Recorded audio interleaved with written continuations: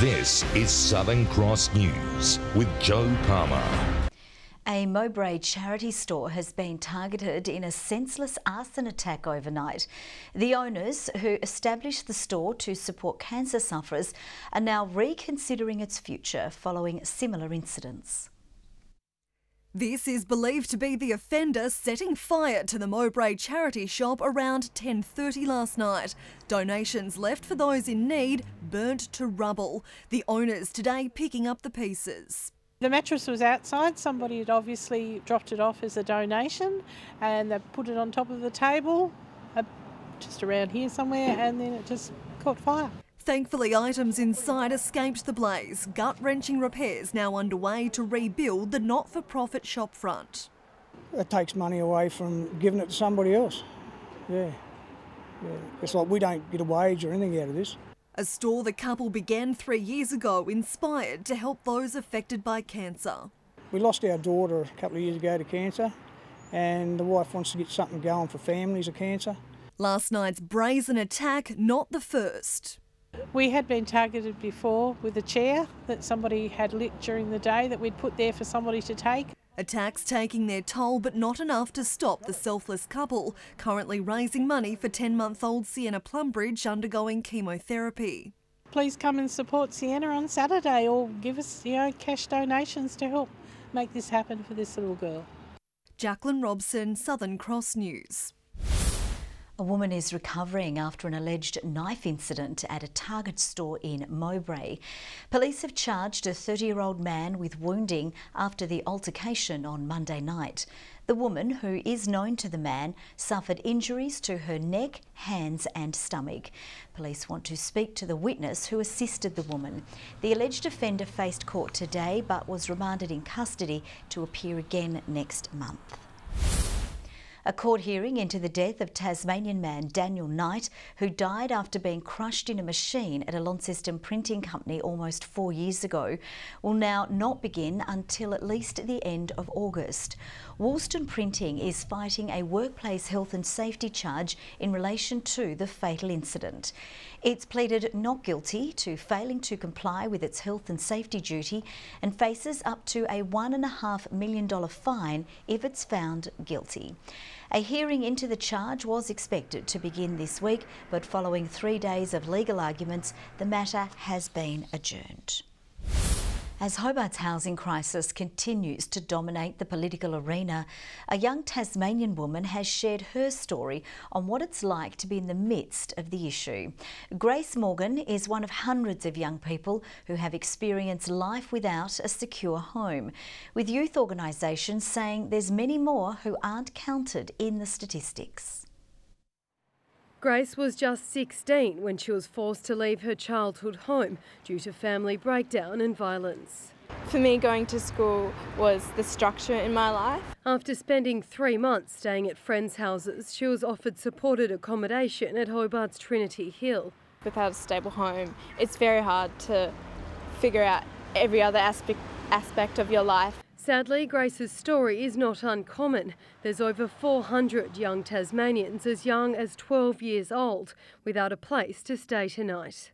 But we know that this number's likely to be much higher because many young people are couch surfing, which is hidden from view. This short-term crisis facility is designed for young people at risk and should be opened by next month. It's somewhere that they come to not be homeless while we work out where we can place them throughout our system. But Labor says the government lacks forward planning. There's no permanent accommodation to transition those kids to. They effectively end up stuck there. Grace agrees, currently struggling to find a place to call her own. And that's been really hard.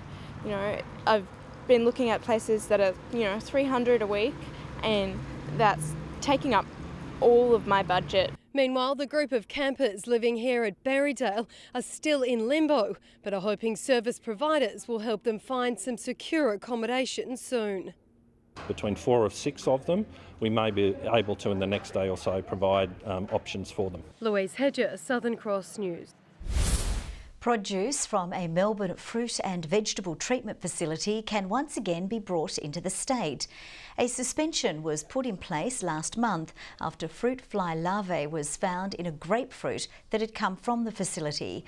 Biosecurity Tasmania says the suspension has been lifted as the factory passed an Australian government-led audit of its systems. No new fruit flies have been detected since April 9. Taswater will offer no interest loans to more than 1,000 businesses in a bid to tackle trade waste issues.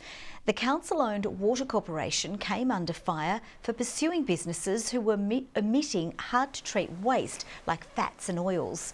It's now offering loans to help them install waste traps, which can cost more than $10,000. It was reasonably clear that a number of small businesses were struggling with the compliance obligation, and we've reviewed our approach. Businesses who have already fixed their trade waste issues will be offered discounted bills. More than 10 years after the devastating Myer fire ripped a hole in Hobart's CBD, the department store is reopening on the Murray Street site. Part of the building is still under construction, but shoppers have been unleashed on 3 levels of expanded floor space. The store manager inspects the new wing of the Hobart Myer complex, the department store expanding to its old Murray Street site, which is now connected to the existing Liverpool Street side. The walls have come down. We've worked very, very hard, 24/7, and it's starting to look a real treat. The store rising from the ashes of the devastating fire in 2007 that consumed part of the building. We actually lived about 15 k's away, and we could see from our house the flames from the middle of the city when the actual store went up. So it was a big shock. The rebuilding effort also suffered setbacks, with the collapse of the rivulet wall sending a flood through the construction site, the existing store, and causing a collapse of surrounding businesses. Do you think this Myer's cursed at all? Yeah, probably. No, I've been here for a long time and we've had like a fire, 3 floods. I don't think it's actually cursed in a bad way, because whatever's happened to us, we've come out better the other side. Today, especially when I come up on the escalator, it was strange because it just felt like I was back in the old store going up to the 3rd floor, which is rather bizarre. But yeah, it feels good to be back onto this side. Staff busy moving into the expanded store with almost 4,000 square metres of new shopping space. It's just the fine-tuning, such as ticketing, making sure all the stock's off the floor, that we have got everything out and on the floor where it should be, all the sizes and things like that. But some disruption remains with the Murray Street entrance still to be finished. At the moment, they're finishing the entrance, they're fitting out specific shops in the shopping centre itself, so they're all fitting out at the moment, and hopefully early May it'll all open up. Myer will officially unveil the new look store with a grand opening event on Friday. Michael Breen, Southern Cross News. With the state in the middle of a housing crisis, Tasmanians are being called on to lend a helping hand. Vinnie's launched its CEO Sleep Out this morning and is challenging all business and community leaders to take part. The charity says every day it's seeing more and more people that need housing assistance. The housing is just not there at the moment.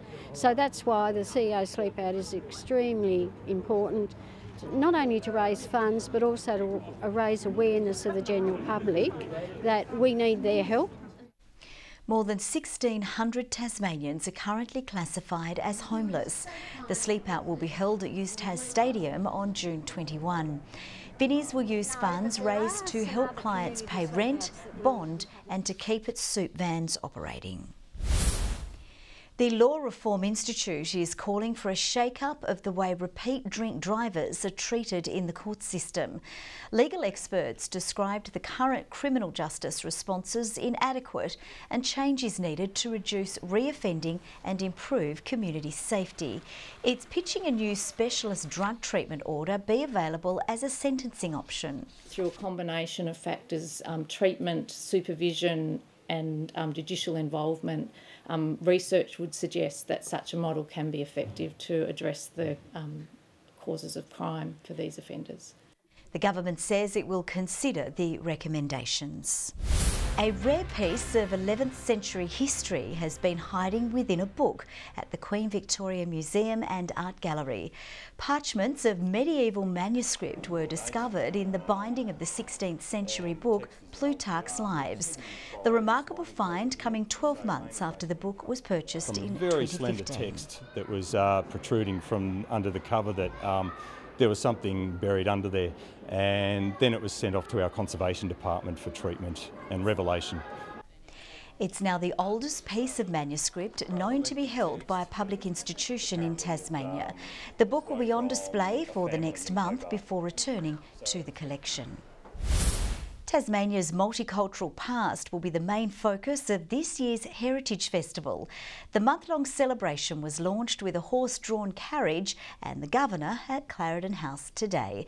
The festival will include more than 300 events throughout May. We often don't stop to take the time to appreciate the heritage that's actually on our doorstep. So the Heritage Festival is really about celebrating that heritage and I guess getting an understanding of the importance to community identity of our heritage. Events will be held across the state. More details can be found at the National Trust website. More than 600 competitors are heading to Tasmania for National Drill Dance Championships. A team from New South Wales showing off its moves today to sick and injured children at Ronald McDonald House. I love how enthusiastic the girls are. They obviously care a lot about the charity they're supporting as well, which is really nice. And it's a great way for other children to connect with those who aren't doing it as lucky as they are right now. Part of the proceeds from the event are going to the charity. Now let's take a look at the day's business and finance news thanks to Tasplan, your local super fund. The Australian share market has closed higher for a fourth straight session due to strength in the energy, mining and retail sectors. The ASX 200 index has increased by 19.9 points. A short time ago, the Australian dollar was trading at 77.63 US cents and 105.97 New Zealand cents. Defending Targa Tasmania champions Jason and John White have put up a strong fight on day 3 of competition. Matt Close in his Porsche closed in on the Whites, but the reigning title holders were too good. The Whites started today with a 16-second lead, and coming through the sidling, they again dominated. Their Dodge Viper setting the fastest pace on today's first 2 stages, but in the third, Matt Close closed in. The Porsche 911 tightening the gap between the 2 leaders by 6 seconds. Eager fans tried to keep warm as the heat on the tarmac intensified. The Whites again stealing the show on Elephant Pass, winning that stage by 8 seconds and finishing the day with a 19-second buffer. Close is in second place, while Steve Glennie remains in third. Mick Bray is the raging favourite to take out the classic GT category after John Siddons came off track near Wellborough. Graham Copeland is showing the way in the Shannons Classic. His 1941 car is spitting flames and has a broken gearbox, but he's not letting that ruin his winning streak. We've had the pressure plate give us real problems. It's murphed itself. So tonight we'll come back, get the car, take it out, pull the gearbox out, put a new one in. So tomorrow we'll go out and flog the belly out of her again. Others are trying to hang on. This car feeling the heat in all the wrong ways. It finished the sidling stage but didn't line up later in the day. Cars have now returned to Launceston for tonight's Targa Expo at the Silverdome. Tomorrow they'll take on the longest run, taking in the northwest coast and finishing in Strawn. Monica Dadson at Southern Cross News. The Launceston Tornadoes are yet to replace star American import Michaela Roof after a season-ending injury in France. The Tawns face a tough doubleheader in Victoria this weekend, hoping to land their first win for the season. It was a heartbreaking loss for the Tawns against the Hobart Chargers on Saturday. The narrow 1-point defeat bringing a new focus ahead of this weekend's doubleheader in Victoria. Make some shots, we got to play better defense and just hit a higher shot percentage. If we do that and continue to work on transition and whatnot, we should be fine.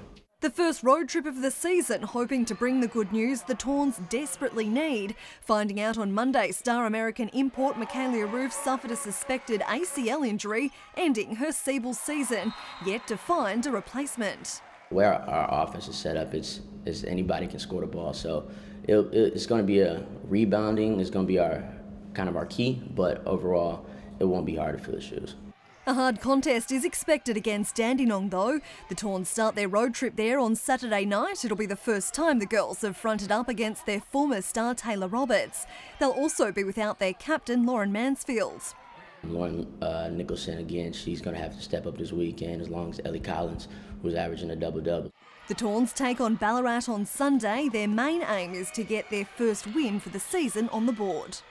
We should have won the last 2 games, but again, the players got to get used to my style. We just got to hit some shots. I mean, we went 29 for 80 last game, we missed 51 shots, so we just got to put the ball in the hole. Good evening. Hobart and Launceston, 17 degrees today. Burnie made it to 15 and Devonport 14. Eddystone Point out top with 18 as temperatures sat below average as the southwesterly airflow eased a bit. St Helens, Friendly Beaches and Lyawini reached 17. Good effort from Lyawini though after starting the day at -5. Grove and the Bass Strait Islands 16. Ouse and Lowhead 15. Smithton and Strawn on the cool side today. Some low cloud over the west and far south again across the state, along with northeast of the state copping a little bit as it went through Bass Strait. The rest of the Tasmanian area fairly clear. And as we look towards the Bight, there is low-level cloud there over eastern parts and up towards the New South Wales coastline. Some other cloud sits over northeast Queensland and southern WA. Tomorrow a high moves over the Tasman Sea, extending a ridge over Tasmania. Troughs are through inland Queensland and the far west, with a low pressure system to the south. Mostly light and variable winds tomorrow around the coastline and inland as well. Northwest to southwest winds over the far south. Tomorrow a partly cloudy day for Hobart, up to 18 degrees, 18 as well for Cygnet. New Norfolk, a top of 18 too to complete that picture. Launceston, morning fog but clearing, a fine afternoon, 19 the high, 18 for Devonport, morning fog for Campbelltown and 17 the top. Burnie, partly cloudy day and 18 degrees, 16 the high for Strawn. Partly cloudy as well for Smithton and 18 the maximum. Bit of cloud over the east. St Helens 18, 18 for Swansea. Fingal 18 as well. As we look on towards the next couple of days, Friday, Targa takes the route from Strawn through Queenstown, Tarraleah and New Norfolk to Hobart, and it will be great driving under some sunny skies. Sunny over the east on Saturday, but showers developing over the west and later in the north. Mainly fine on Sunday, apart from a shower over the west and far south. Cloudy weather for Perth and Melbourne tomorrow. A sunny 29 forecast for Adelaide. That summer continues there. We have a shower or two for Canberra, Sydney and Brisbane. Clear at the moment, 11 degrees in Hobart, 11 degrees right now in Launceston, 8 degrees in Devonport. Joe, I've got the bubbles ready and we've got the cheese platter at home. I've booked the front row at the lounge room for tonight's big spat on My Kitchen Rules. All this kerfuffle sort of reminds me of the dinner parties you and I have when you fire up. Oh, I'm as placid as they come. Thanks so much, Murph. It will be a good night. We look forward to your company. See you a bit later.